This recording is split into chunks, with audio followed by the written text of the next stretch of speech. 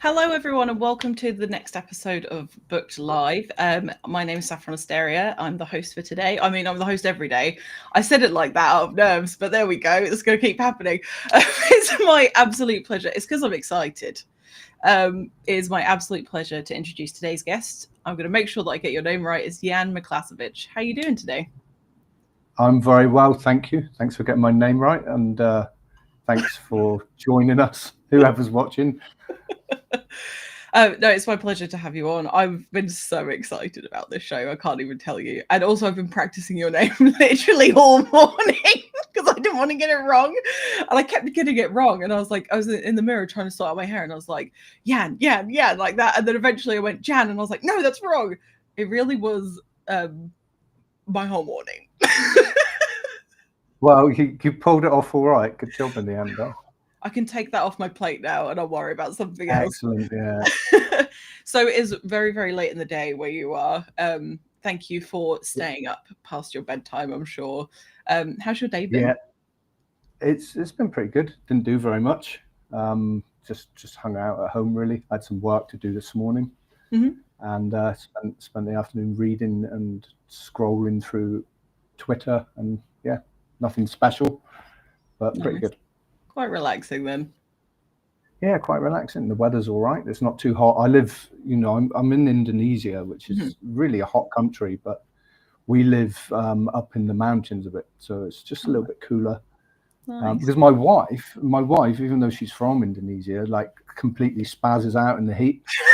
I know, and there's me. I was born in England, which is like rain all the time down in the southwest. And I love it. I don't mind it being hot, but it just it spins her out. So we came west where it's a bit cooler. So yeah, nice day. Cool. Yeah, when I moved to Texas, the first year I was like, this is hell. I'm in hell. This is horrible. And I realized it was because I was wearing jumpers all the time, because I have no concept of what is appropriate for weather. And as soon as I got some linen shirts, I was like, this is fine. It's not a big deal. And my friend, I've known her for 20 years. She wanted to come in August, which is like peak heat. And they can get up to 40 degrees Celsius. And she's out there cooking like a lobster. She loves it. Loving it. She loves it. I can't. Yeah, what they say, mad dogs and Englishmen go out in the noonday sun. It's true, isn't it? Any opportunity. Yes, soak it up. To get a bit of sunshine, off comes the shirt. Yeah. It's because we're all deficient in something, I'm sure. I mean, I'm really pasty. It's because I don't go outside. Yeah, for sure. Mind you, I remember going to Florida for Christmas once. My dad had a place out there, and everyone was wearing like coats and stuff. I'm like, what? Pair of shorts, vest, wife beater, or fishnet vest. Wife, a Rabsy Nesbitt vest. No, I'm not quite old enough yet. I'm hanging out until I'm 50 for them. Okay, that's fair enough. But you have to let the internet know when that is when you make that choice. I'll update update the profile pic. I will with that. That'll sell. Sex sells. Indeed.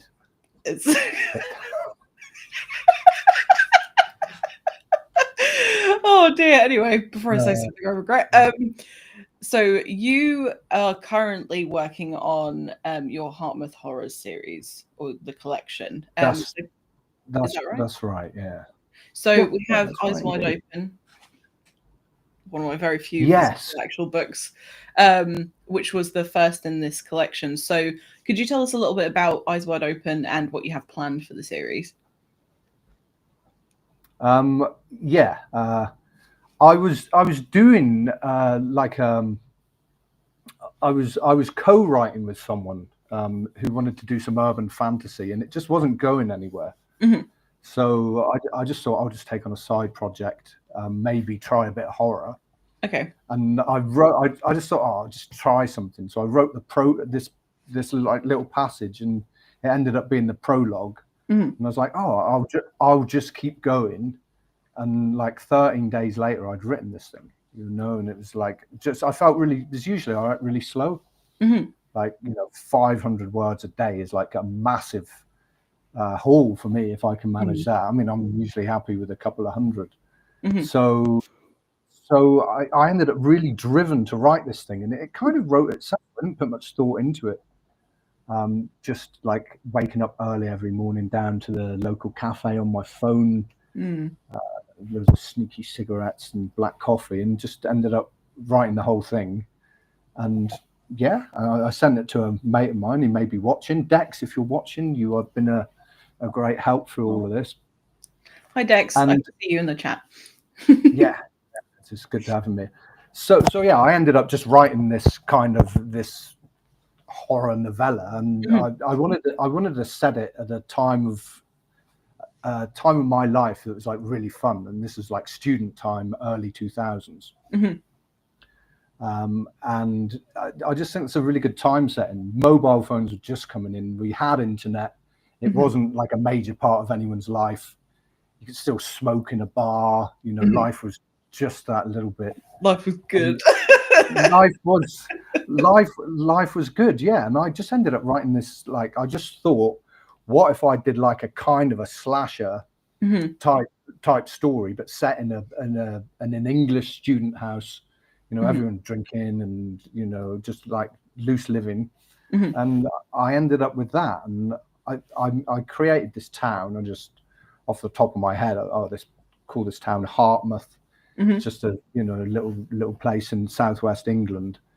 And then when I came to write a second novella, I thought, why don't I use the same fictional setting and just slowly over like a series of novellas build something out of it. So that's very cool. Yeah. So nice. Yeah, that's very lovely. Dex loved watching you work through the first book. He was such a good help as well, because, you know, I can just go to him with ideas, you know, book covers, blurbs, you know, what do you think of this? And, you know, we'll just knock it back and forth. So yeah, mate, I really appreciate your help with it.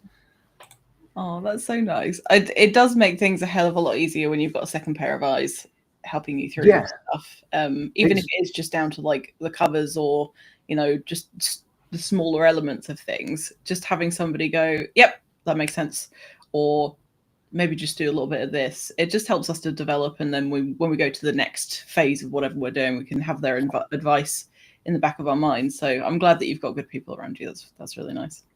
Exactly. And Dex is a non-writer too, which is like actually really helpful. You know, I got loads of people I can talk to about the writing side of it. So someone who doesn't write, it's just, yeah, I just find that really cool. Cool. So you're originally from Plymouth, is that right? Originally from Plymouth, yes. Did you grow up there? I haven't really grown up yet, but that's where I technically speaking. Technically speaking, that's why I came of age in Plymouth. Yes. Yeah. So did you base much of Hartmouth around your experiences in Plymouth? Yeah. Not necessarily my experiences, but, you know, in Plymouth's pretty cool. There's a seafront, you know, it's a reasonably small city. It's got a university, it's got moorland. So it's got a lot of stuff. And, you know, I used to go on holidays down to the Cornish coast. I know a lot of those small towns. I know like the regional accent. So yeah, I don't feel that part of the country is very well represented in fiction either. So, you know, it's kind of cool. So you went with Haunted House to represent them well. Yeah, well, yeah, of course. I honestly, like I said, I didn't really think about it. You know, not very much thought went into that story at all. It just kind of came out, and before I knew it, I just had something. I mean, you've read it. Yes, it's fantastic. It's fun, yeah. And I think that I like writing about people talking to each other. So it's like I end up with these really dialogue-heavy stories. Yeah. Just groups of people chatting shit to each other, and that yeah, it was just kind of fun. I love it when dialogue is done well, because I think that you can take so much from a conversation, that you can have a conversation that's like this big, and it saves you like a ton of space describing like the atmosphere. But there's something that I noticed from reading The Throne Crone, which is your latest collection of short stories, I think, to reading this, what you've done is you've gone from giving the readers just enough information for them to come to their own conclusions and let their imagination run wild with the Throne Crone collection, and then this is very much in your face, like, oh, I'm going to tell you how disgusting this is. And you must have had so much fun doing that. Yeah, it was fun, and I don't know, I'm really shit at planning stuff. I'm no good, so I don't know what's going to happen myself. You know, I might inspiration might strike, but a lot of the time inspiration doesn't strike until I'm actually, you know, until I'm actually writing the thing. And then you get an idea and you think, oh wow, you know, I wonder if I do this, you know, and most of the time it works out all right. It's kind of a lot of fun. And just going back to the dialogue for a minute, because you get some people saying, oh, this dialogue has a lot of exposition, and you know, too much information is given through the dialogue. And I kind of think, but in human beings communicate a lot by speaking, don't we? That's how we convey information to each other. You know, I mean, yeah, you can read someone's body language, but if you want to get anything done in life, it requires like an exchange of information. So I don't really feel bad about that. So, you know, I will stick loads of exposition, loads of what's actually happening. Will be people talking to each other. So yeah, I so agree. And I think at the end of the day, if you're self-publishing, do what the fuck you want. It's your book. Who cares? Like, if they don't like it, don't fucking read it then. Whatever. It's fine. There is this, like, really weird attitude towards, like, following rules or not following rules. And I'm like, yeah, you should follow some rules, because otherwise it's not going to make any sense. But you should also do what you want to tell the story you want to tell in the way that you want to tell it. And if you need to fit into this, like, cookie cutter mold, then yeah, you've got to follow those rules. But if you don't have to, then why would you? How constrictive. I don't think that, I don't know, as soon as I decided that I was going to self-publish my first book, which is not out yet or finished, so let's not talk about that, but as soon as I realized I'm going to do this myself, I then relaxed so much more about how I was telling the story, and it's a lot more freeing to do that. Yeah, I agree. And I think that if you have to take risks when you write the thing, and I don't really want this to go into like plotting and pantsing. That's boring. Don't worry about it.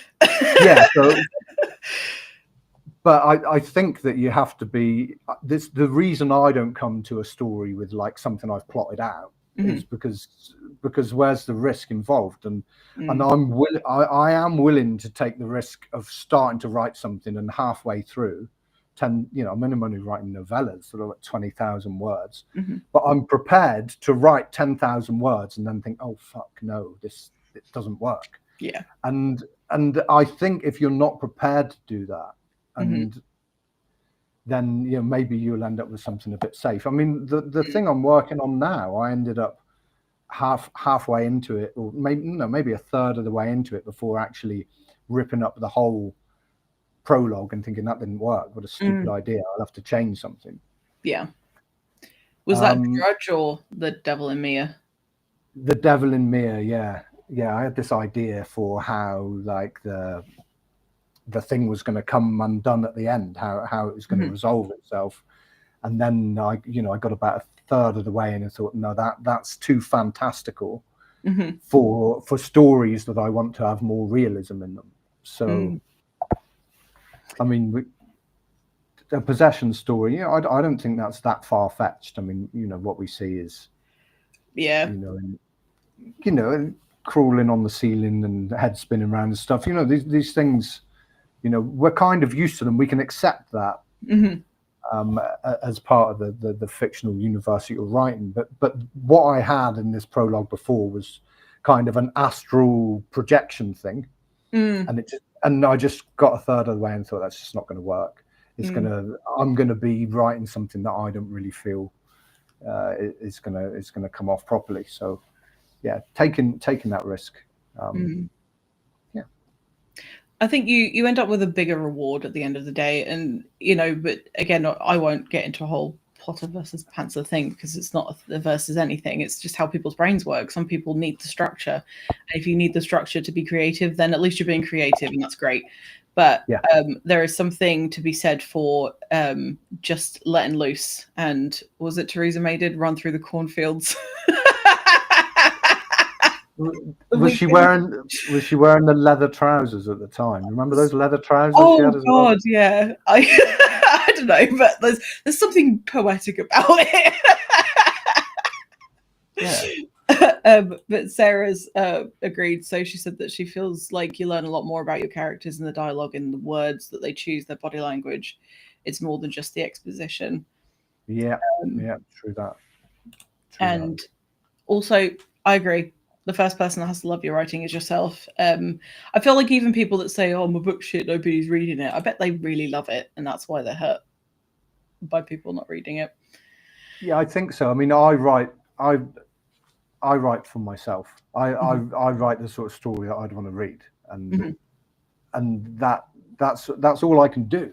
If I send a book off to alpha readers, beta readers, I'll take suggestions. I'm not like, oh, it's my way or the highway. But the story still has to satisfy me, and I have to think, yeah, that's something I enjoy reading. And yeah, I mean, that's the one thing with indie, especially, is you are the ultimate judge of what's going to go out. So yeah, you're your own gatekeeper. Yes. So going back to sort of leaning more towards just letting the story come to you and not really planning, I see that you've planned the next 2 books in this collection. Have you planned beyond that, or is that where your forward thinking has stopped for the time being? That's where it is for the moment. So I didn't come up really with the thought of the series until about halfway through the second novella I was writing. And then because my plotting, if you want to call it that, is basically I write the blurb and design the book cover for vibes, and that's it. And then I basically write the story based on what I've written for the blurb and adjust the blurb if I need to. Interesting. So yeah, so the third book, Drudge, I've got the blurb for that and I've got the cover, and that's all I know really, but it's enough. Oh, okay. It's enough. I know what's going to happen. Does it involve dentists? Do you know? Is it a dentist-based thing? At least one tooth will be pulled, maybe more. It's going to be some tooth pulling. Great. Yeah, and some domestic torture and fun with food. Food and domestic torture. Yeah. Excellent. I'll read your future books with the lights on. There'll be some cross-dressing, some kidnap. Oh, my favourite.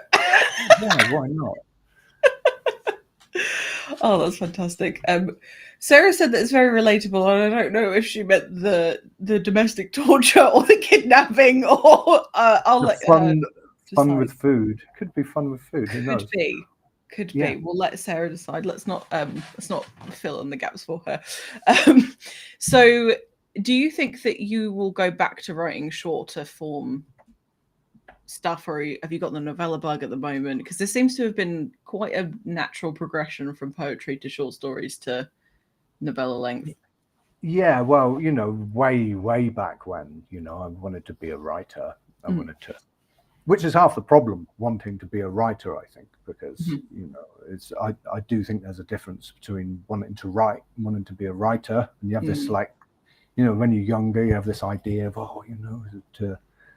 and I wanted to do that. I wanted to write stories. I wanted to write novels, and they were shit, really bad. And it took me a while to realize. I mean, I'm really lucky that when I was doing this, that self-publishing wasn't really a very easy avenue to go down. So I didn't really publish very much. I put some stuff on a few websites.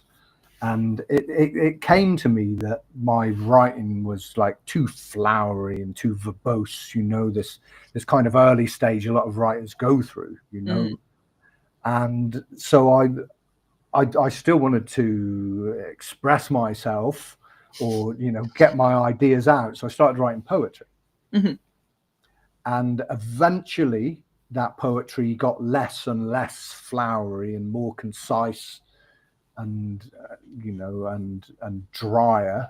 And I sort of more irony and more humor and more cynicism and piss taking, and then through when we came to coronavirus, I thought, I hadn't written anything for a while, so I started doing some poems. I found out that you can publish on Kindle. Like, wow, I didn't know that. And so it was a natural progression. I did some collections of poetry, some narrative poems.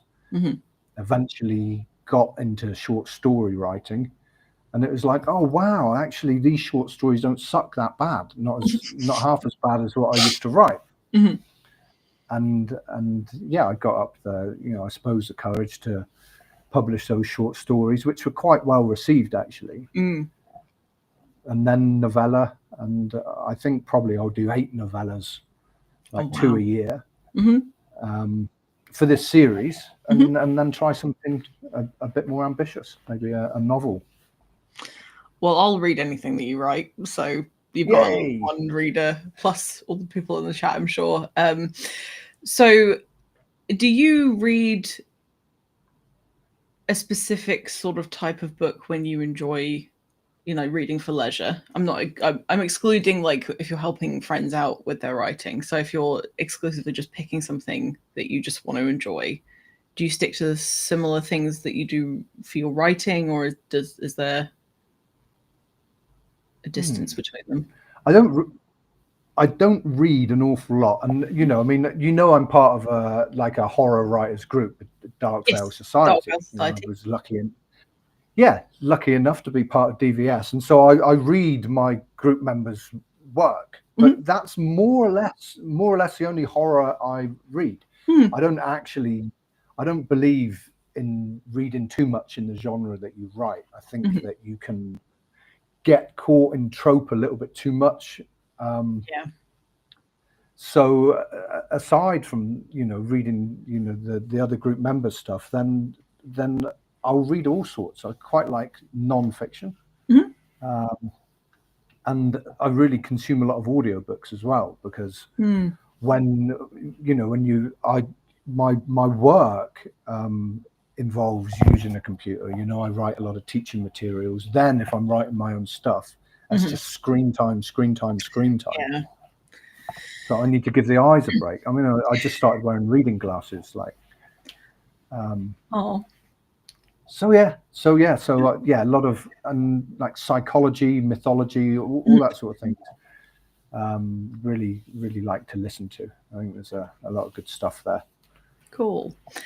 I think I kind of agree with you in terms of not reading in the genre that you're writing, and I try and avoid reading things that are around the thing that I'm doing, because I accidentally think of an idea and then I realize, I read that somewhere else, because I had this list of book ideas, and I was reading them out loud to my husband once, and he was like, we watched that movie 2 days ago. And I'm like, oh shit, I thought it was really original. It must have stuck with me, obviously. Yeah, and that's always gonna happen, and it's gonna happen all the time. We're just forever taking in information, and you can't remember where it comes from. You may not even consciously pay attention to what goes in. But I just try to reduce that a little bit by, And also I think there's some people are mad for horror, aren't they? They've got horror movies, and I'm not actually that mad for horror. I watch lots of different types of movie. I don't sleep, eat, and drink horror. I've got other things going on in my life. I just, when it comes to writing stuff, I quite like to write some nasty shit. So like that, really. I think everyone's got the potential to express themselves in a horror way, even if people don't like consuming horror, because I refuse to believe that everyone is pure of heart. I think everyone's got just a little bit of a weirdo in them. And writing is a very, very safe way of expressing that. You're being called out for being a word snob. A word snob. It's the correct. literary equivalent of saying you've got broccoli in your teeth, and I will stand by that. Yeah. You're welcome. You know, you should pay me as like that's a tutor. pre-poaching. Yeah. And Ellen Holmes, welcome. Thank you for joining us today. If you have any energy to be a word snob, she's asking for one. So if you need to get that energy out somewhere, then we have somebody that's going to be a tribute for you. Andrew, hello. Hey, Author of Toadhead in the house. Amazing. Yeah, that's thank you very much for tuning in. And I also don't believe that Sarah's pure of heart. That we know that's not true. She's not offered to try and fight someone in the chat yet, but it's still early days. So early days, yeah, only 25 minutes in, yeah. Honestly, watch out, she might threaten you. So there's something that you've said to me, and I'm sure that you have put this out on social media as well, but for the benefit of those in the chat or anybody watching this or the recording, I know that you're a believer in writers dabbling in poetry to help them with their development. Could you tell us a little bit more about that and why you believe that? Well, yeah, I think that, and it's honestly, it is more of an indie issue than a trad issue. Mm-hmm. It's a lot of people have got great stories, but ugly ass writing. Yeah. All right, you know, that's too much, but you know, you can do a lot with your actual how well your writing flows by practice, you know, and you don't always have a story to write. But it's, you know, easy to knock up even something like a limerick, because when you've got like a really set form that you've got to stick to, like so many syllables per line, then you have to start being really picky, and you have to start thinking about what words you can use. You have to sometimes, you know, fuck around for half an hour on 8 lines just to get it to fit and to run smoothly how you like. And you have to think, well, what is not necessary here? What can be cut out? What can be more concise so that I can say what I want to say in this shape of words? And yeah, I think if you do that often enough, then it's quite handy for making your writing a little bit smoother, is what I'll say. Yeah, I can see that. And if I look back on, in terms of being a reader, if I look back on the books that I truly enjoy, they are the ones that are to the point, and they don't dress up, you know, something that only needs a sentence or two into, you know, several paragraphs, because I find myself oftentimes thinking, oh my God, get on with it. Because I think I get that the trees were green. Like, I get it. That's lovely. That's not why I'm here. I want to find out about the next thing. And I think that is something that people kind of overcompensate in a way that I wonder if it's confidence as well, where if they think, oh, if I just give more to a description or, you know, whatever it is, then it has more value. But I think spending the time to make it more concise and make it flow better, and so that the rhythm is better, then you have something that's far more valuable to the reader. I think it's dependent on the person, but yeah. It does. And, you know, I mean, you write enough, you decide what your thing is. You know, my thing, and maybe it's why I write novellas, is I'm impatient.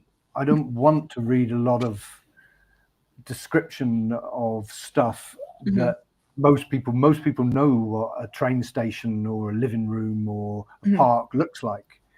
You know, I mean, maybe that's why I chose a contemporary setting as well. And yeah, if you're writing science fiction or fantasy, yeah, you have to probably do a lot more. For sure, yeah. And it's why I choose like a contemporary setting, because I don't have to indulge that side of writing that I don't really enjoy very much. I don't have to spend 3 pages describing what this house looks like, because it's a fucking house. You know, people know what a house. got a door, and there will be a living room and a kitchen, and maybe describe the color of the sofa or the general condition of the house. But I'm not patient with it. Other writers are, and fine. But when you decide what you actually really like to read, then that can guide you a little bit as to what you want to write.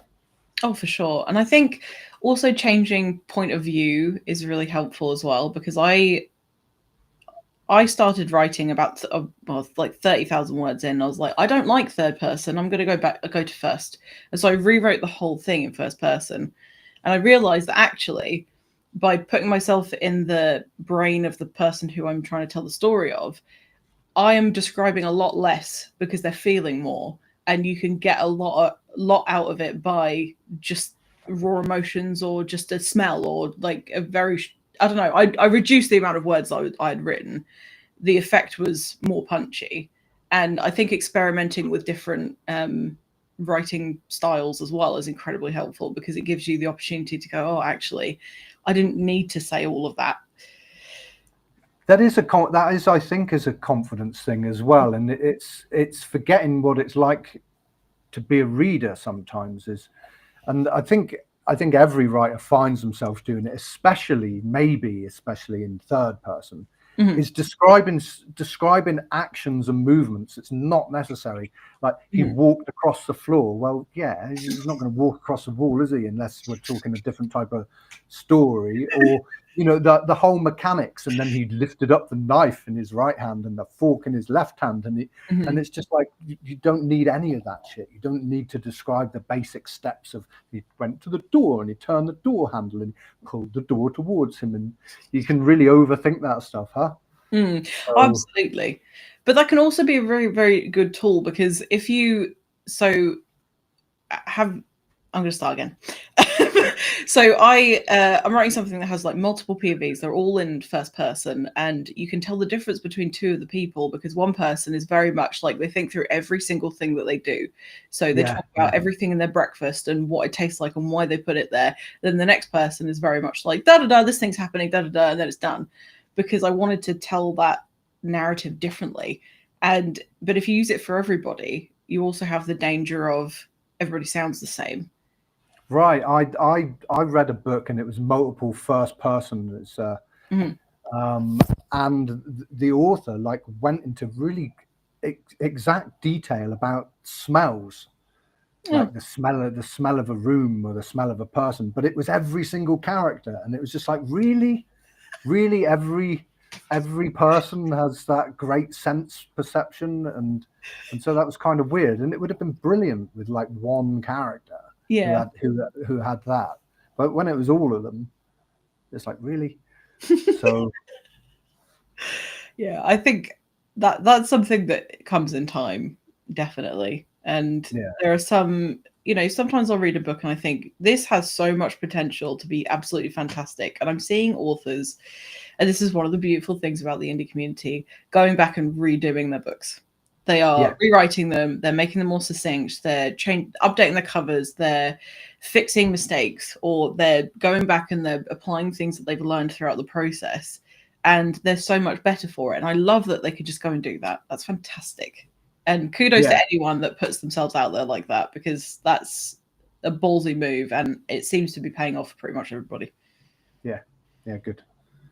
Also as well, if you're self-publishing on something like, you can fix things really quickly as well. You can go back and fix typos, or you find a small plot hole that that could be fixed within a couple of tweaks here and there.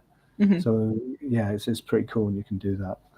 Absolutely. There seems to be just a lot of freedom in having all access and all the power and stuff, because I think half of me is like, fuck Amazon. And then half of me is like, but it's a fantastic tool, and it wouldn't be accessible if it wasn't for this huge conglomerate giving people access to self-publishing so easily. So it's one of those like necessary evil things. But I'm glad it exists in the sense of like, fostering creativity and giving people access to stuff. But I'm also like, I wish there was something else. Yes. Yeah, like a site that wouldn't, that would not allow AI written books to be sold there, and Yes. say that we are a marketplace that doesn't sell that type of book. But that's another conversation, isn't it? Yeah. And you also and couldn't call it like a human marketplace. You'd have to give it a different name because those are illegal. Yeah, true. And rightly so. So when did you start writing? Like you said that you dabbled in it and that it was too flowery, so you went into poetry. So at what point in your life did you start writing? Oh, shit. Probably, so I didn't go to university like straight from school. I left school early, like I was 16 years old, and then I got an apprenticeship as like a maintenance engineer. Then I went and worked offshore. Oh wow. In cable laying. So I'd work on these ships where we would lay or maintain undersea telephone cable. So I got to travel and live quite a lot. And I was in my mid-20s by then, and I was just like, this lifestyle is mad. I was surrounded by guys on the ship, like in their 40s with like a bad liver and a girlfriend in every port. And this is a mad lifestyle. If you weren't working, you were drinking. And I just thought, I don't really want to do this, or I do want to do it. I want to do it too much, so I must stop myself. Okay. And they were doing this like round of they were trimming the fleet down, and they were offering voluntary redundancies, and part of that redundancy package was like they would pay for you to retrain in something else. So I thought, fuck it. So I went back to Plymouth. I worked for a year in a hospital.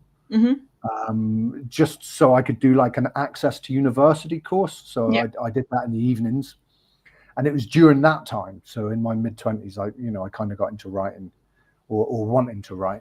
I was also helped a lot actually by university, because I was one of those boring assholes who went as an older person and treated university like a job, so I'd go and study, and spend time in the library and actually know what I was doing. And so when it came to like doing assignments, writing assignments, essays and stuff, I always had a lot to say, and I always had to like really struggle to stay within the word count.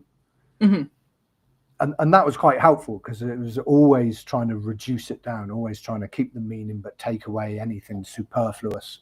Yeah. And that was quite handy, because honestly, I read some books and I think, you've just added more stuff in here to make it bigger, haven't you?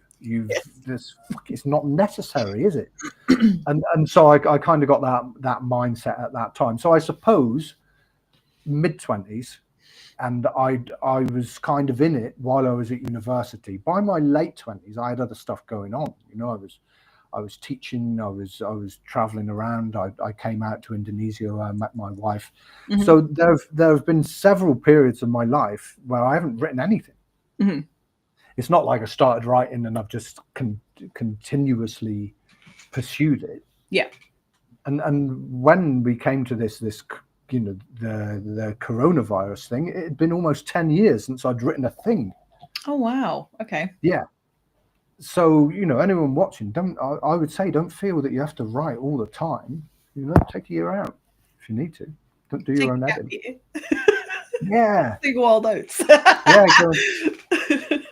And part of it as well, it wasn't all the technical aspect of, my writing just isn't very good, and I can't please myself with what I've written. I look at it and I don't feel it's good enough. But it's also not, for me, maybe not feeling mature enough or having enough story in me and enough life experience to actually have anything to write about. Yeah, I think there's something to be said about that. But I think also, even if you haven't had like a huge amount of experience, you should still try, because sometimes the imagination is good enough. But sometimes, like, I have to write from experience. I have to have lived the thing and then write about that thing. I have an overactive imagination, but I can't make it make sense to anyone. So to make it make sense to people, I have to draw from life experiences. But Sarah, as you were talking, you have lived a life. And also, I'd love to read your autobiography at some point. I'm sure you'll write that one day. And you have pleased Andrew. Yes, Andrew and I are on the same page quite a lot, actually. Mm-hmm. You know, I see what he posts. I agree with most of it as well. It's kind of unusual. Most of it, bloody hell.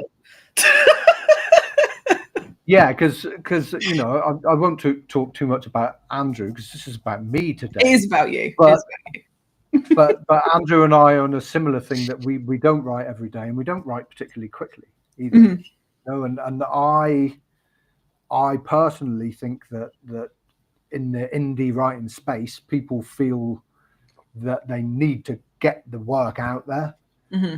That you know, that maybe Amazon sales platform rewards regularly publishing people. Mm-hmm. But I think, you know, if you don't have a publishing team around you, then what you turn out hurriedly as a first draft, and there's always this advice, it seems to be the prevailing advice, oh, just get the first draft out there. It doesn't, the first draft is just you telling yourself the story, or, you know, it's just smash the words out. I don't think that works for everyone. You know, what happened to, like, take your time, take your time and write it until it's finished, and finish your draft, and then wait a month, and then go back, and then wait longer, and, you know, maybe write something new while that other draft is kind of settling down. So I do think there's a danger of writing too quickly and putting out stuff.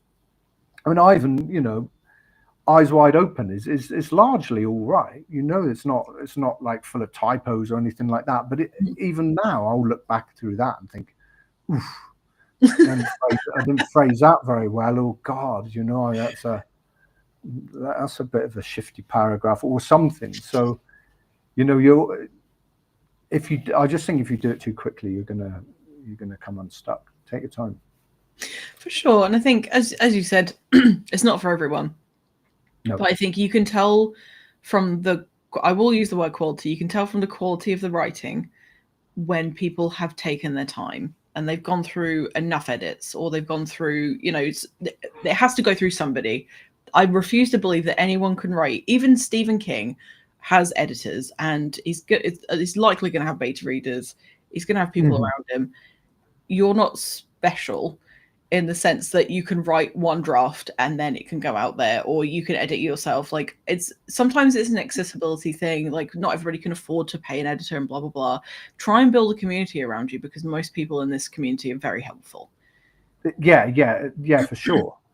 I edit my own work, but because I write very slowly, and I've got some, you know, I've got at least one beta reader who is just amazing at picking up, you know, typos, little, you know, glitches in the language and stuff.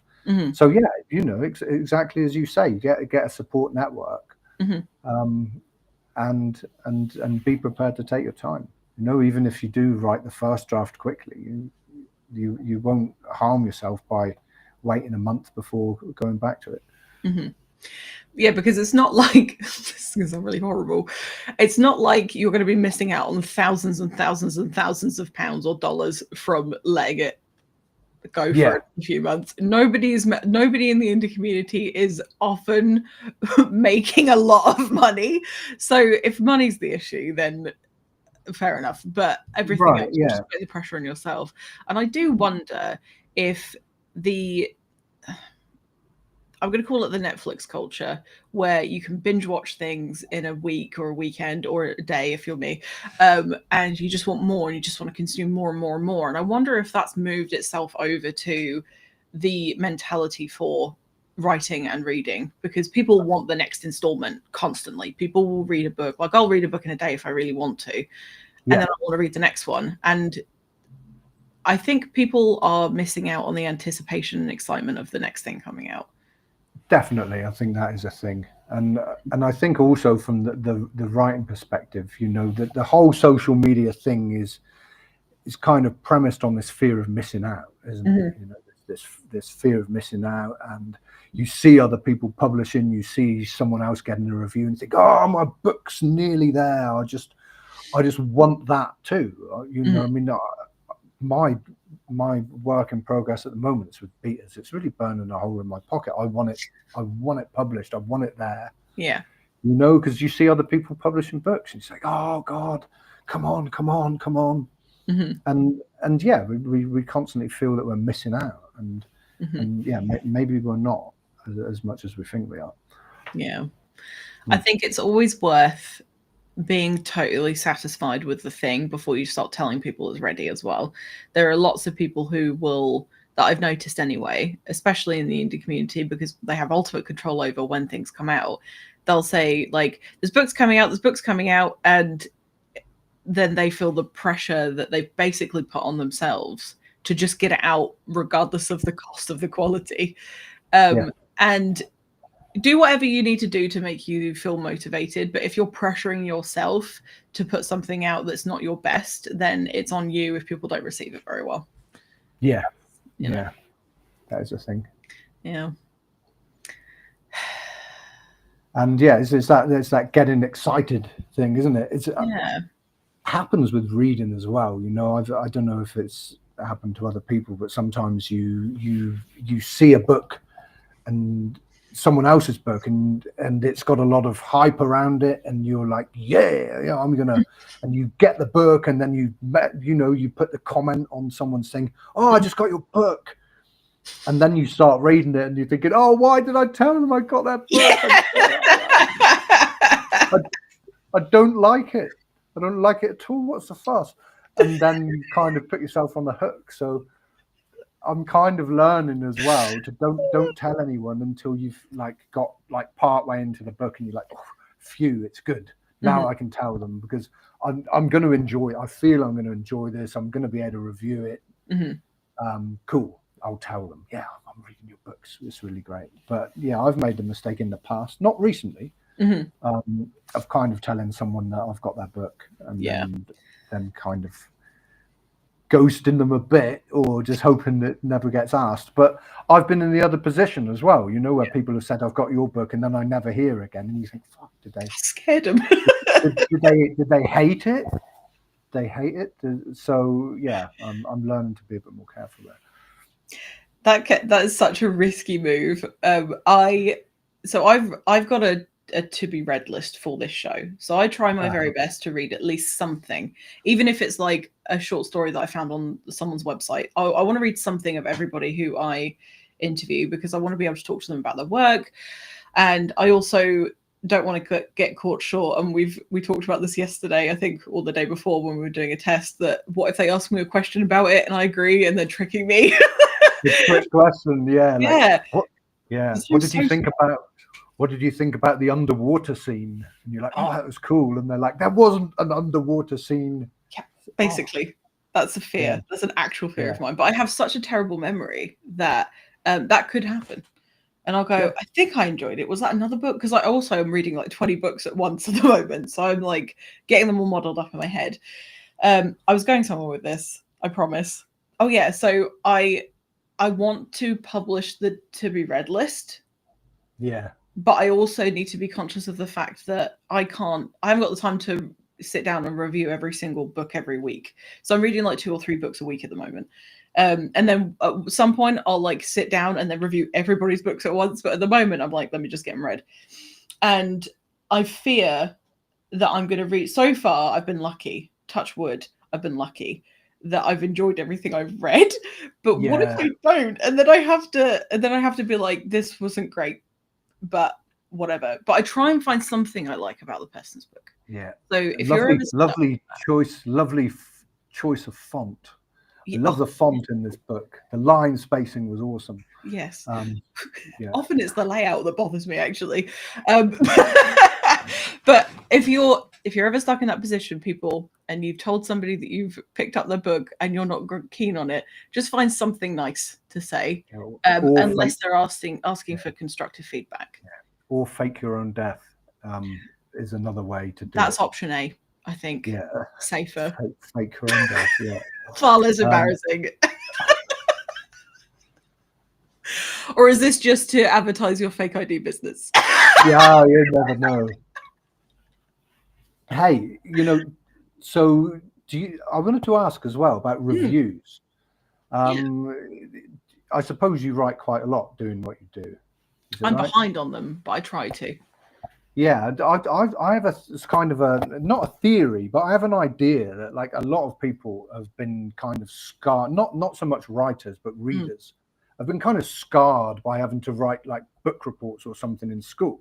Oh yeah, Because you know, I've had people read my books and they said like, you know, I wanted to write a review, but I didn't know what to say, and I think a lot of people have this idea that the review has got to be some piece of like art in itself, like some kind of deep analysis or something. Or it's like your mum and they try and sell you as a writer, like, oh, this debut author is. It's just like, God. But I just think when I try to write reviews that you just treat it like like a product, really, and you only have to say, oh, this book's really cool, I had a really good time, definitely recommend it to others. I think a lot of people have this idea that you've got to like do this amazing in-depth review, and a lot of the times those don't even feel genuine. Yeah, the way that I go about reviews is I have to adjust my star rating because I've been giving everybody, and don't come at me if anybody comes, fuck off, right? I give everyone 5 stars because I don't review books that I think are terrible. I'm also forgetful, so don't assume that I've not reviewed your book because it's bad. I just am very behind on everything because I'm doing all this stuff. You can see me doing it, whatever. I try and write my review like I'm telling my friend about it. I'm telling my friend, this is the journey I went on, and it sounds really airy fairy, but like, for example, if it was a sci-fi book and we're going through time, I'll say, this is where I went, this is what I thought, this is how I felt about it, job done. If it's more than 2 paragraphs, I don't read the review. I also don't read reviews until I've finished reading the book, because you're not going to tell me how I'm going to feel about a book. I think reviews are very helpful to a lot of people, and they are like currency to indie writers. However, I will not read reviews until I have finished the book. Yeah, fair. I'm not very keen on reviews that like gives you a summary of the story first. Because that feels like a school book report, doesn't it? It's like cheating. Because at that point, why are you reading it? Yeah. But you know, everybody finds certain things helpful, and I think you and I agree on some level about the purpose of reviews. Whereas some people, like, I want to know what to expect because the comfort of not having a surprise. Whereas I rarely read a blurb.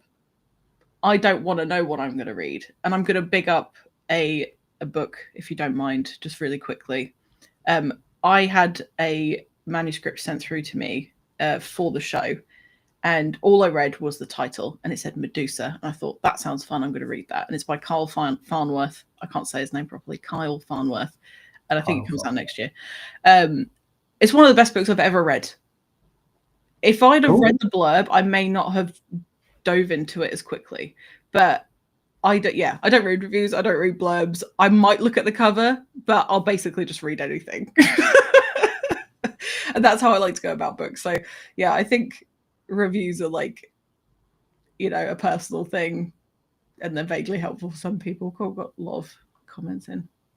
I mean, the way I see it with actually like reading and reviewing or rating, I don't waste my time giving a bad review because I wouldn't finish the book. You know, people talk a lot about like, do not finish, I didn't finish the book. I don't really start them, to be honest with you. I usually know within the first 10 pages, maybe before, if this is for me. And to each their own. You know, I'm not criticizing anyone who does it a different way, but for me, I wouldn't want to read a book that I wasn't enjoying, and then out of frustration because I didn't enjoy it, then go on to Goodreads or Amazon and shit on that book, because I would be the idiot for reading that whole book, you know. I think we talked about this off camera the other day. I think we must have done. You said it was something. You said you gave a really good analogy. Like, if you go to a restaurant, was that you? Yeah. And you didn't like the food. A bad meal. Yeah. Like, why would you force yourself to eat the whole thing? I'll read a whole book that I don't particularly like for this show, out of respect for the person I'm in. Yeah, because you're reading with a purpose, aren't you? Beyond entertainment. Leisure, fuck off. I'm not wasting my time. There are so many books out there. You think I'm going to read something I don't want to read? I don't think so. Well, waste. Yeah, exactly. Give it to a library if you don't like it. Don't force yourself. There are tons of books, millions out there that are worth your time. But yeah, anyway, I'll get off my soapbox now. Yes. Keith would like to know if the reason that you changed your Twitter handle was because you faked your own death because of a book.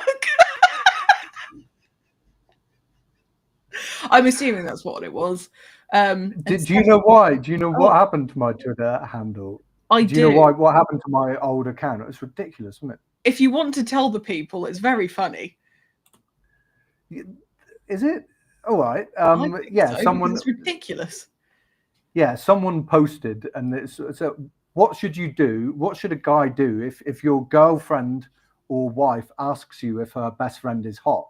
Mm-hmm. And I answered, well, the only thing you can do is dive out of the window. And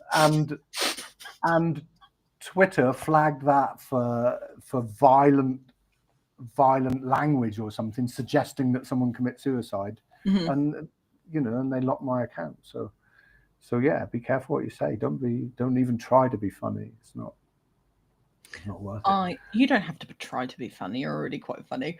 I had a similar thing happen, but it didn't last as long as yours. It just said you have to delete this tweet, otherwise you can't come back. But all I said was cut yourself some slack, because somebody was having a bad day, and it read it as cut yourself, and I was like, that's not what I wrote. So that's something that AI can't do very well.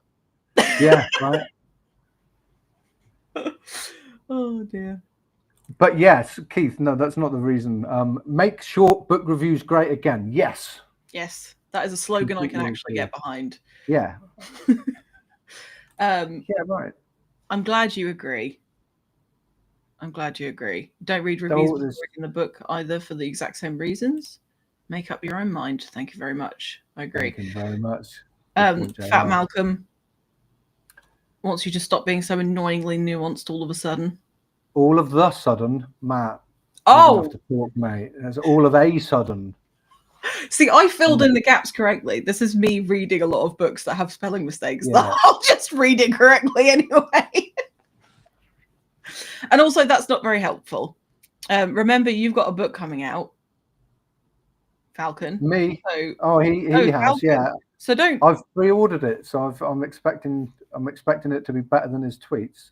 That's for sure. It's actually just a collection of his tweets. Oh, damn. Cover. Yep. Just him trying to wind everyone up. No, I love him, really. He is great. Yeah, he's all right. And I don't know if we all have. I'm sure a collection of people probably have too. Yeah. I've read that as word knob. It just shows that my brain fills in what I want to read. a words knob. Very nice. Words knob. Yeah. Get that on a t-shirt. So before we start winding the show down today, I'm just going to say, anyone that's watching, if you do have any questions for Jan, please do put them in the chat. I'll give you a few minutes to put them in there because there is a bit of a delay. Is there anything else that you wanted to tell the people about? Whether it's like your upcoming work, or if you want to, in fact, I'll put the QR code for your books so that people can QR code, yeah, right, read your work. Go and read Jan's work. It's very fucking good. And I've got a new book coming out soon. Probably the middle of November. It's going out for ARCs. Will go out end of October. It's a story about a drunken, useless husband whose wife gets possessed by a demon, and how badly he deals with that situation. Okay. I think that it sounds fantastic, and screw my TBR list. I am going to be signing up for those advanced copies because excellent. I am part of that Netflix generation that wants things immediately. It's far fewer deaths than Eyes Wide Open. I won't say exactly how many, but there's other forms of nastiness. It's just as nasty. It's just not so many people die. I want to see the dark recesses of your mind. the Dark Recess. I think I used Dark Recesses to talk about someone's hangover in that book. So yeah, accidentally influenced me. Yeah, it could be. Sarah's become quite a Jan stan. A Jan stan, all right. Well, That's welcome. Welcome. A queue of one person it is at the moment, so you're right in the front of the line. Excellent. Sarah will get the t-shirt. The fact that she's a Jan stan means that she's probably not going to throw punches, so you've gotten on a good side. Congrats. That's just being horrible, so I'm not going to oh no, this one's all right.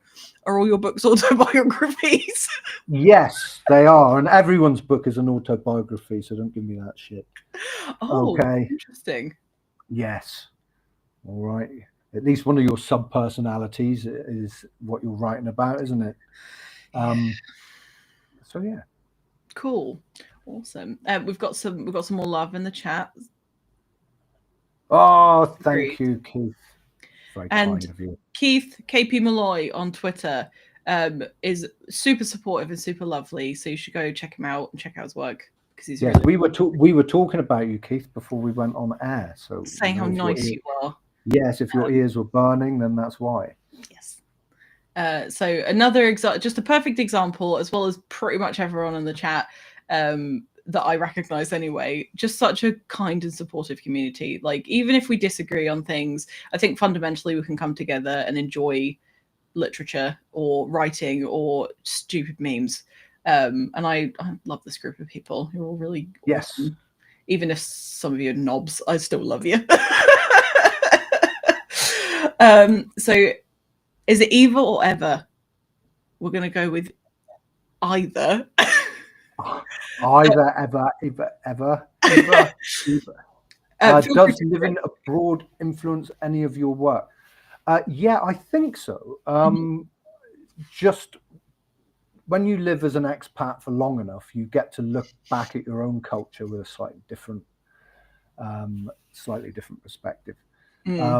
So yeah, I think it does. I think it allows you to look at, for me, writing about, I have, predominantly British characters. I think maybe I'm able to see some of the British traits with a little bit more objectivity than I might. So yeah, it certainly does influence. Yeah. Do you ever get like homesick for England? No, I miss sausages. I miss sausages. Because they don't do them anywhere else, and you can't export them. They'd go off, wouldn't they? So I miss sausages. I mean, I can get cheddar cheese over here. Oh, nice. Bacon, is it's not as amazing as people make out, is it? So yeah, and sometimes I suppose if I miss anything, it's just being able to chat with somebody, chat with a shopkeeper or someone on the bus, where, because it's your own, it really is your own people. And maybe this is part of why I'm writing this Hartmouth series, is because, my characters are down in that West Country type of people. Yeah. I identify with them. So maybe I don't get homesick because I travel there in some sense when I'm writing. Maybe. That I can absolutely relate to that. And I was going to ask you if writing about Hartmouth is some sort of, not catharsis, because it's not really traumatizing, but if it's something that you've already answered it, can enjoy vicariously. Well, yeah, and like, I grew up quite close to my grandparents, and my grandmother would, her neighbors and some of our friends, they got that real West Country accent, and you don't think about it at the time. But I have entire conversations in my head of these old women talking to each other, and so I find myself wanting to write that, All right, my lover, and stuff like that. And so I'm writing these characters and thinking, wow, that's, and so yeah, it's cool. I found. Like, I've only been away from England for like a year and a half, and I still find, like, going back to my own writing, it is very British. And I so enjoy it because I write about the actual town that I lived in last before I moved. And it is comforting, and it's like a way of interacting with those people that you knew. And there is something to be said about like the Brits have just a different sense of humor, and you can present what is supposed to be funny on social media, for example, and you'll get some people that are like, that's hilarious, you're funny, and some people are like, that's horrible, you're horrible. And I get that all the time. Yeah, you know, because we're a lot less optimistic. Mhm. But we take pleasure in the people don't realize that we take pleasure in not being optimistic. You know, Mhm. we get off on it. Yeah. But when I'm talking to some American people, Mhm. then they might think that I'm miserable, but I'm enjoying my misery actually. So don't feel bad for me. I think you're quite an Um, optimistic, jovial Brit, to be honest. You're quite pleasant, actually. this might go to what Eva was asking about being an expat as well. Is Yeah. when you've lived in enough places, then you can see that a lot of people's complaints are really quite petty, And Yeah. I'm sorry you got potholes in the street on the way to your library, but you got a fucking library. We don't have those out here. You can drink the water that comes out of the tap. Mhm. Lucky you. I got to buy a big 20-liter bottle, and there's lots of stuff. Mm. And the health serve and the general things. You end up when you're away for long enough, realizing that that people have got it pretty good in the Western countries, I think. For sure. Yeah. Awesome. So Andrew, so bear in mind, Andrew joined quite late, so I think you might have missed this. If you would please give him an overview. Oh, yeah. Okay. I love Jan's concept of Hartmouth horror as through line to his novellas. So I wrote the first story, and I just wanted. I'm lazy, and I don't want to do research to the point where if I chose Plymouth and I did this story, I wrote this story in Plymouth, then there'd be someone saying, "Oh, that pub didn't exist at that time," or something like that. So I thought if I create a fictional place, then I can have it like I want. I can choose the street names. I can put this pub there. I can have this bit of history there because it's all make believe. Yeah. And then I thought, let's find like a name that's like Plymouth. And then I thought Hartmouth, heart in your mouth, like your heart's in your mouth with a horror story. And so I came up with that. And it's only when I was like halfway through, partway through this second novella, I thought, let's just set it in the same place. And then that quickly grew into, why don't I do a whole series of stories set in this town? And also because I'm so shit at descriptive elements, then over 8 novellas I can probably describe this town fairly well, because I can just take a little bite of it each time. And in this story I can talk about this certain area of town. Maybe there's some moorland, there's a train station, and then maybe the next story will explore the seafront side of it more, or the history of it more. So it kind of didn't come about in one flash of inspiration. It kind of just slowly revealed itself. And again, my laziness of not wanting. And even in the stories, I don't even name brands or pubs or anything. I make it all up.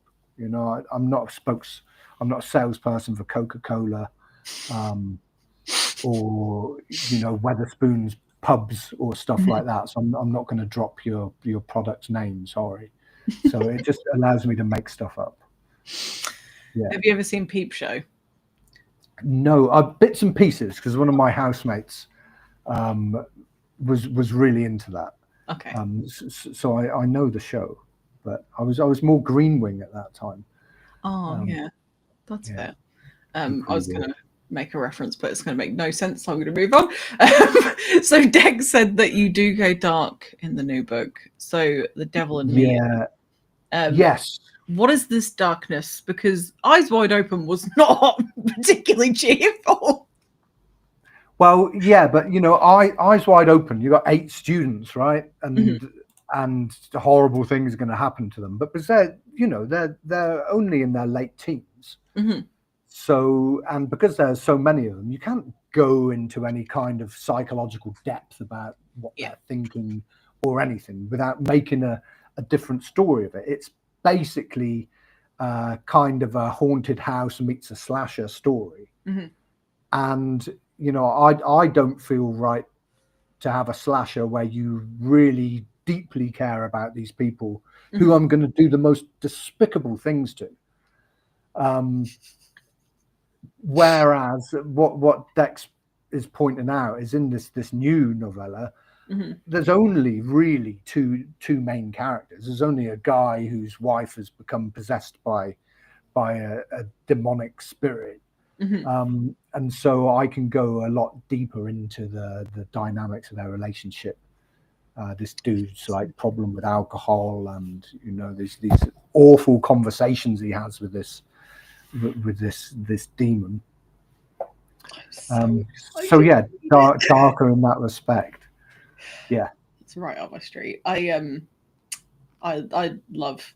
I've said this before in other shows. I love seeing fictional people at their worst that you could imagine real people in real life that you possibly know being like. That was terribly structured, but you kind of get the gist. I just love seeing people at their worst, and not in real life because I care about people deeply for some fucking reason. But with books, you can safely see people go through the absolute worst and go, "Oh, I really liked that." Exactly. It's a kind of a vicarious thing. And also, I just wanted to mention one thing that it's kind of important to me in the stories I write is you have this impression from movies that there's always help available. Let's talk. For instance, The Exorcist. She's a movie star. She's living in this really big, expensive, remote house. And she's got access to priests, to psychologists, to all of this stuff. And we kind of, when you watch movies, there's always, these people always have help. And I just want to get away from that a little bit with what I write, is there's actually not that much fucking help out there. There's not that much. Someone read Eyes Wide Open. They were like, oh, why didn't they just move out of the house? You think, well, that would be the ending of nearly every horror story that involved a scary house, wouldn't it? And the fact is, not everyone's got loads of money. You can't just go to a hotel, or you can't. Not everyone even has family who'll put them up. So I'm kind of working towards that a little bit, and I think, what would a demonic possession story be like for everyday people who are dealing with it? About a guy who's got a job, and he's got to deal with his job, and he lives at home alone with his wife. What would that look like without all this sort of magical support network that doesn't really exist in real life? Yeah, for a majority of people. And I think I feel more satisfied when there's realistic destruction than when someone's rescued. Like, if I can predict that everything's going to be fine, what's the point in the tension as well? I find, like, if everyone's all right at the end, why am I reading it? Or why am I watching the thing? Yeah, interesting. Yeah. This is rolling back a little bit to Fat Malcolm's comment. I don't think sometimes your voice matches your tweets when you're talking about grammar, and then sometimes I think, oh, you sound like a bloke from the pub. Yeah, wow. I don't know. I mean, does my I think it does, because it depends on my mood. I've got I'm partly a public school boy and partly a 75-year-old drunk, so I've got a bit of everything. So yeah, it's usually my mood. Man of the people. Yeah. Oh, this is interesting. So book signings are impossible as an expat. Even getting my book, I do not own a copy of any of my books because I can't really get them delivered out here. Even like if I got to do all that proof copy stuff. I got to get it sent to an address in the UK and get a family member to check it out for me. Really? So I don't even see any of my own books. I mean, maybe if I go back to England next year, I can pick them up. But yeah, I suppose that you can probably, for an ebook, you can get like an e-signature that you could put into an ebook. Oh, that's interesting. Surely you could. I mean, you've signed documents remotely. You know, you must be able to do that. Oh, but yes. Sure. And Catherine is here. Catherine, it's nice that you're here as well. Catherine is one of my amazing beta readers. And more than that, you know, we chat, and she's fantastic. You should check out her books, absolutely. Especially if you like historical fiction. Oh, there you go. Yeah, there you go. Got a lovely recommendation. Yeah. Just going through the comments. I am a fast reader, but I also keep skipping between various capitalized words, and it's not making sense to me. Got another compliment. Compliments all around for Jan. You're unbelievably natural at writing it. I feel like the short story collections that you have, and I noticed that only the Throne Crone was on Amazon. I'm not sure what happened to the other ones. What happened to those is I wrote 3 small short story collections, but they weren't big enough to like make a satisfactory book out of, you know, because you've got to have about 80 or 90 pages, or maybe it's a little bit less, to even get like text on the spine. So what I did is those 3 short story collections, I unpublished them, put them all into Throne Crone. Oh, okay, cool. Yeah, awesome. So I may go back to short stories, but what Dex is saying here is he's really good at the horror side of it, so I can give him an idea, and he might say, "Oh, that sounds like that movie," or "Oh, I don't like. How about this?" So it's really cool to have someone helping me with that. Oh, cool. Yeah, it's good to have the perspective of people that actually are really into the genre that you're writing. I think it's important to have feedback from those both within and outside the genre you're writing in, because then you can see like what people who like to consume that thing are expecting from that thing, and also like a subjective view of it as like a piece of writing. But yeah, what I was going to say about the short stories was that you had a lot of horror elements and thriller elements in your short stories, and I feel like it was this natural progression of like creepy tension building. Oh shit, what are they doing? I had for Eyes Wide Open, I had someone who does like he does indie book reviews, and he messaged me on Discord, and he was like, "Dude, what just happened?" And I think it's chapter 15. I think it's chapter 15. You know? The bedroom scene. That's as much as I'll say. And he was like, "What the fuck did you just do?" And I'm like, "Well, sorry. I thought that's what I was supposed to be doing." I thought the kitchen scene was worse, actually. Yeah, that some people did not like that very much. I loved it. I'm glad you didn't. Horror's not supposed to make you feel comfortable. Yeah. That's kind of the point. Andrew. It's the closest that you'll get to come. Oh, no, that's not what I meant to say. The closest you'll get to hanging out with us both. Discord exists. Totally Discord. And, you know, I mean, I have to go back to UK sometime, even if it is to pick up some shitty fucking ID card. But let's not go there. But yeah, you know, nothing is impossible, and it would be cool to hang out. Yeah, absolutely. And I'll be interviewing Andrew as well at some point. I think it's next year on the show. So yeah, and you have to join in. I will. You have to get in the chat, hang out again like this. This is totally unrelated, Richard, but it's nice to see you. Expats, Great British Bake Off, yay or nay? I haven't watched it for ages, but yeah, I kind of I prefer like MasterChef back when it used to be good. Oh yeah. Remember when it used to be good? Bit grainy. And like when they were actually focused on people's ability to cook, you know. Like Gordon as well. Gordon's like, you know, when he used to go, was it his Kitchen Nightmares? Yes, and he used to go in and like throw everybody's chicken out the fridge and be like, "It's fucking moldy." Oh, I loved it.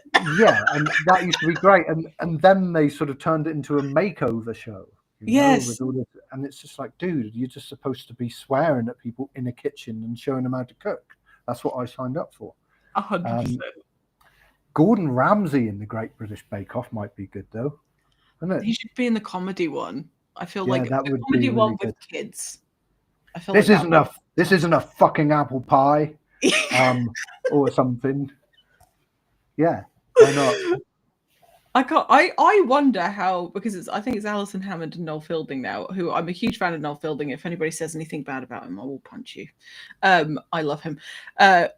I'd love to see how Gordon Ramsay and Alison Hammond get on, because they're either going to love each other, or, I mean, this isn't happening, but they'd either love each other or they'd hate each other. I'm currently working my way through the really old Hell's Kitchen, and it is atrocious. Yeah. It's atrocious. It's a lot of the time he's basically just calling people fatty, and I'm like, what is happening to this show? It's really weird to watch, because people don't say things like that anymore, nor should they, because that's really horrible. But to watch it happen is bonkers, especially when he says it to the guests in the dining room. Honestly, that's been my guilty pleasure recently. Yeah, good though. Good stuff. Yeah. Good TV. It is good TV. I love people yelling at each other, and I used to be a chef as well, so I'm like, that is accurate. Oh, apparently, same in Sweden. Never. Okay. Yeah. It is a bummer that. Yeah. I'm sure that once they approve drone deliveries, it'll probably be easier. I think they were trialing that in California or something, so maybe that'll be a thing. And Catherine also said that she loved the Throne Crone. I said it wrong. I've had too much caffeine today. Also The Promise. I haven't read it. The Promise is I'll send you a copy of that. It's a narrative poem. It's like, it's non-horror, although there is death in it. For anyone wondering, by the way, Throne Crone is the title of a short story collection I did. But it's also the title of one of the stories, and it's about some evil old woman who sits on the toilet in someone's house, and that he's too afraid to open the door and look at her, and she terrifies him. We don't see her in the story, but it's kind of fun to write. Oh, it's a brilliant story. Also, the cover is terrifying, and I aspire to be the Throne Crone when I'm older. That's that's my retirement plan, is to be angry woman on the toilet. Haunt someone's outside toilet. Yeah, why not? Yeah.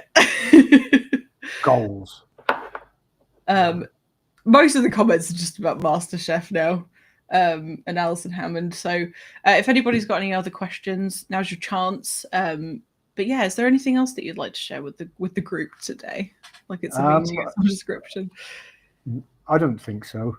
Just thanks for joining and listening to us chat. And if we do interact on Twitter, then know that I like that. It's one of my favorite things. And I'm actually, although it was kind of a bummer that my old account got nuked, I'm enjoying it more having this small account, because I've hooked up with everyone really who I had any time for, and having just like 200-300 people on the account is ideal. And I do enjoy interacting with you guys a lot. So it's a really cool outlet. Oh, I'm so glad. And if anybody wants to follow you, what is your new handle? Is it heart_horrors or horror? Heart_horrors, yeah. With this logo, this cheery skeleton fellow with a Joker's hat on. Awesome. Because I do. There is some humor in my horror, I would say. Oh, definitely. Yeah. Last question, probably. Is the consolidation of all the short stories available now?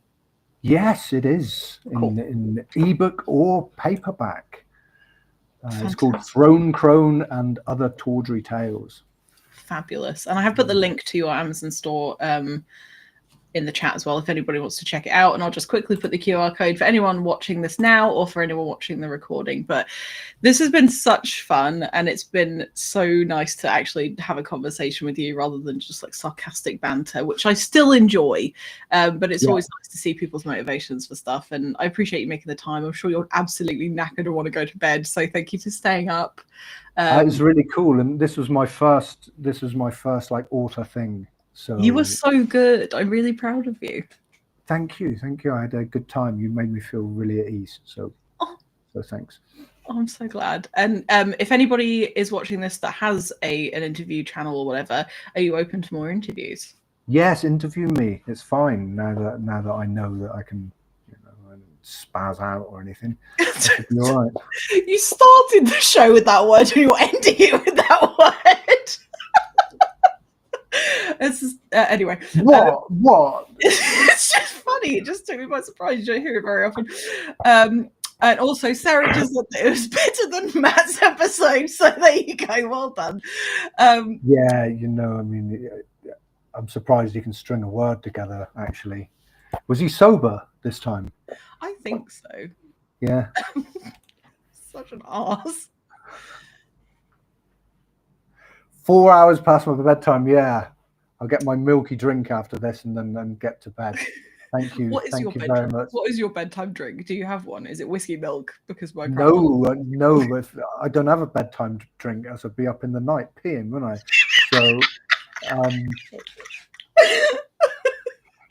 oh my gosh! Well, that's as good a time as any to sign off the show. End it on a high note. Well, again, it was lovely to see you, and it was lovely to see everyone in the chat, and thank you so much for watching, even if you were lurking in the bushes, you little creeps. Yeah, join us next week, or not us, or join me, Jan, if you want to hang out. You can go in the chat if you like to. Yeah, why not? I believe I'll be interviewing Adam Bassett, and I'll see you in the chat, little booklings. Farewell. Farewell. Thank you. Thank you for joining us.